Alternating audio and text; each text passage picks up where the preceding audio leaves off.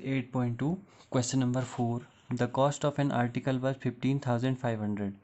एक वस्तु की कीमत पहले थी 15,500 rupees. 450 were spent on it. 450 रुपये इस पर खर्च किए गए इसके रिपेयर पर, इसको सही करने पर, वस्तु को मरम्मत पर। If it is sold for profit of 15%, अगर इसको 15% लाभ पर बेचा जाए, find the selling price of the article, यानी इस वस्तु का सेलिंग प्राइस यानी सीपी निकालिए। ठीक है, तो सबसे पहले हमें गिवन था सीपी यानी वस्तु का कॉस्ट प्राइस जितने में हमने ख़रीदा, तो कॉस्ट प्राइस था 15,500। ठीक है, इतना आप समझ रहे हैं।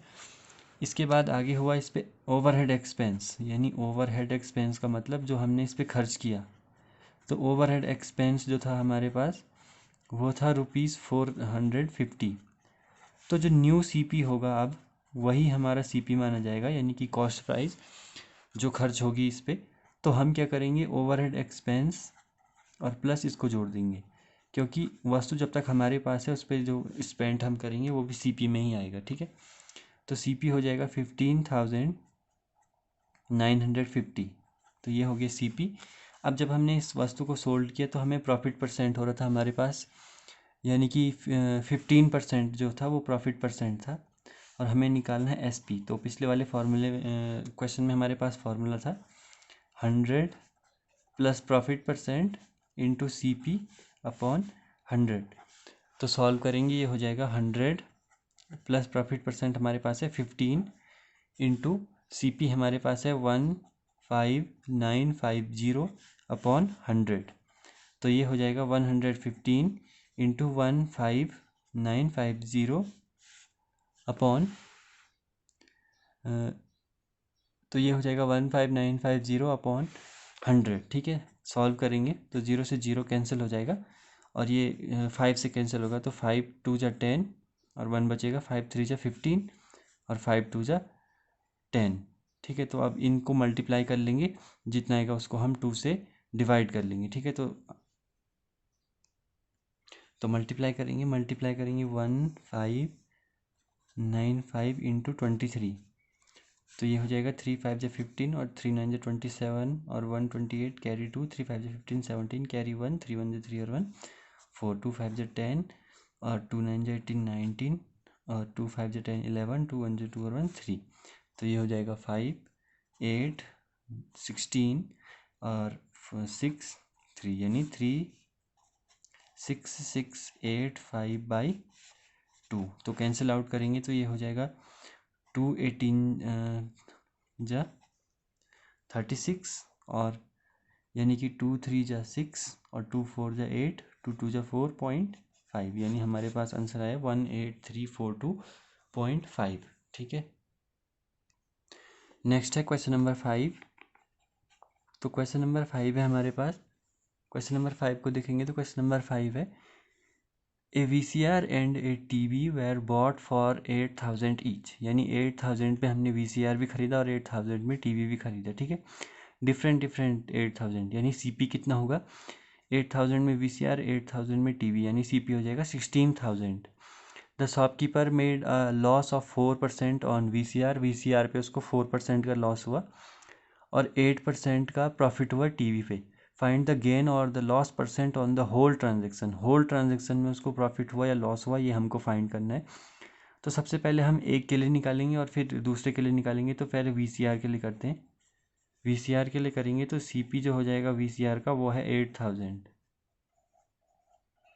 CPR का VC हो जाएगा 8,000, सॉरी VCR का जो CP हो जाएगा वो हो जाएगा 8,000, और VCR को जब हम सेल कर रहे हैं तो हमें क्या हो रहा है, यहाँ पर 4% का लॉस हो रहा है, लॉस ऑफ 4%। ठीक है, 4% का जब हमें लॉस होगा तो हमें निकालना होगा SP, VCR का SP। अब देखो, जब हमें होल ट्रांजेक्शन निकालना होगा तो हमें हमारे पास टोटल CP होगा 8,000 प्लस 8,000, यानी कि 16,000, क्योंकि 8,000 में TV खरीदी गई है और 8,000 में VCR। तो टोटल पैसे कितने दिए हमने, 16,000।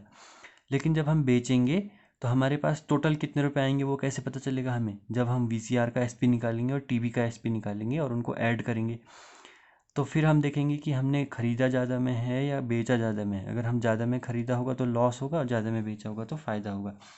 तो उसके लिए VCR का SP निकालना होगा। तो S P of V C R निकालने के लिए हमारे पास एस पी वाला फार्मूला होता है। एस पी वाला जो फार्मूला होगा वो होगा, हमने पीछे भी किया था, 100, देखो यहाँ पर अभी लॉस है तो 100 minus loss percent into C P upon 100, इस प्रकार से फार्मूला होगा। यानी कि 100 माइनस लॉस हमारे पास है 4% का, इंटू सी पी है 8000 अपॉन 100। तो 2 जीरो से 2 जीरो कैंसिल हो जाएंगे और 100 में से 4 माइनस करेंगे तो यहाँ पे आ जाएगा 96 इंटू 80। मल्टीप्लाई करेंगे तो यहाँ पे हो जाएगा 0 और 8 जो 48 का 8 कैरी 4, 9 8 जा 72 और 4 76, तो ये हो जाएगा 7680। तो ये था VCR के लिए। अब हम निकालेंगे टीवी के लिए। तो टीवी का सीपी जो है वो भी है 8000, क्योंकि दोनों हमने 8000 में ख़रीदे थे, और जब हम टीवी को बेच रहे हैं तो प्रॉफिट परसेंट हो रहा है 8% का, ठीक है। और एसपी हमें फाइंड करना है, तो एसपी का फॉर्मूला वही फिर से 100 plus profit percent into C P upon 100, यानी कि ये हो जाएगा 100 प्लस 8 इंटू सी पी है हमारे पास 8000 अपॉन 100, ठीक है। तो क्या हो जाएगा, 2 जीरो से 2 जीरो कैंसिल हो जाएंगे और यहाँ पर हमारे पास बचेगा 108 इंटू 80, तो ये हो जाएगा 0 का 0, 8 8 64, कैरी 6, 8 0 0 और 6 8 1 8, यानी S P of T we कितना हो गया 8640। तो इतना हमारे पास आया। अब हम क्या करेंगे, टोटल सी पी निकाल लेंगे कि टोटल कॉस्ट हमने कितनी इस जो ट्रांजैक्शन था इसमें लगाई थी पहले, तो हम निकालेंगे टोटल सी पी। तो टोटल सी पी हो जाएगा हमारा 8000 और प्लस 8000, यानी कि ये हो जाएगा 16000। और टोटल एस पी निकाल लेंगे हम, तो टोटल एस पी क्या हो जाएगा, S P of T V plus S P of V C R. तो S P of V C R है 7680, चेक कर लेते हैं 7680, यानी ये है 7680 प्लस हमारे पास है 8640। तो इनको ऐड करेंगे तो ये हो जाएगा 0 और 8 और 4 12 का 2 कैरी 1, 6 6 4 12 और 13 का 3 कैरी 1, और 8 और 7 15 और 1 16, यानी 16320। अब आप देख रहे हैं कि टोटल सीपी हमारे पास बड़ा है, छोटा है, और एसपी बड़ा है। इसका मतलब हमें क्या हो रहा है, profit is equal to SP minus CP, यानी कि अब हम एसपी हमारे पास है 16320 माइनस 16000, माइनस करेंगे तो हमारे पास आ जाएगा 320। अब हमें प्रॉफिट परसेंट निकालना है इस ट्रांजैक्शन में, तो profit percent is equal to profit upon C P multiplied by 100। तो प्रॉफिट हमारे पास 320 अपॉन सी पी है 16000 और इंटू 100, तो क्या हो जाएगा, 2 जीरो से 2 जीरो कैंसिल हो जाएंगे, इस जीरो से ये जीरो, और 16 2 जा 32, यानी कि 2% का जो लॉस हमें इस होल प्रॉफिट जो है, प्रॉफिट परसेंट वो हमें इस होल ट्रांजेक्शन में हुआ है। तो इस प्रकार से आपको ये क्वेश्चन करना था। नेक्स्ट क्वेश्चन है हमारे पास 6वां question, during a sale a shop offered a discount of 10%, यानी एक सेल के दौरान एक दुकान ने 10% का डिस्काउंट किया हमें मार्केट प्राइस पे ऑफ ऑल आइटम्स, जो भी आइटम्स हम ले जाते हैं वहाँ पे हमें कितना 10% डिस्काउंट मिलता है। What should a customer have to pay, एक कस्टमर को कितना देना होगा for a pair of jeans, एक पेयर जीन्स खरीदता है, इसका मतलब 2 जीन्स खरीदता है, मार्क जिनकी कीमत है 1450, और 2 शर्ट खरीदता है जो कि कितने में है 850 ईच, एक की कॉस्ट है 850। तो यानी कि अगर हम 2 जीन्स खरीदें जिनकी दोनों की कीमत है मिलाकर 1450 और 850 की एक शर्ट है और 2 शर्ट खरीदे हम, और शॉप में हमको 10% का डिस्काउंट मिल रहा है, तो हमें कितने देने होंगे अगर हम वहाँ पर कस्टमर हैं। तो हमारे पास है क्वेश्चन नंबर 6। तो सबसे पहले जो हम खरीद रहे हैं वो लिख लेते हैं। तो यहाँ पर लिख लेंगे हम cost of pair of jeans. Pair of jeans की जो कॉस्ट है हमारे पास वो है, हमारे पास पेयर ऑफ जीन्स की जो कॉस्ट है वो है 1450। और नेक्स्ट है हमारे पास, हम क्या खरीद रहे हैं, कॉस्ट ऑफ वन शर्ट की जो कॉस्ट है वो हमारे पास है 850 रुपीज़ 850। तो हम तो 2 शर्ट खरीद रहे हैं, यानी कि 2 शर्ट की जो कॉस्ट हो जाएगी वो हो जाएगी 2 इंटू 850, यानी कि ये हो जाएगा 800 को 2 से मल्टीप्लाई करेंगे तो 1600, और इसमें 50 भी है यानी कि 1700, यानी 1700 की हमने शर्ट खरीदी और 1450 के हमने जीन्स खरीदे। तो हम यहाँ पर लिख सकते हैं टोटल परचेज जो थी, टोटल परचेज जो हमारी शॉप से है वो है हमारे पास 1450 प्लस 1700, इतने की हमारे पास टोटल परचेज है।